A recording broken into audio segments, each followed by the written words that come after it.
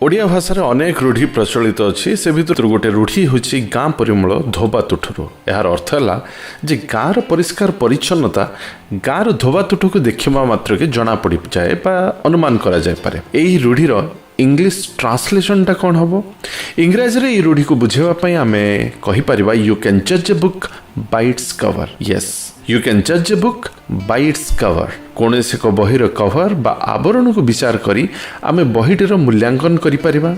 आमे से बहीटी संपर्क में गोटे मोटामोटी धारणा नहीं पारिबा।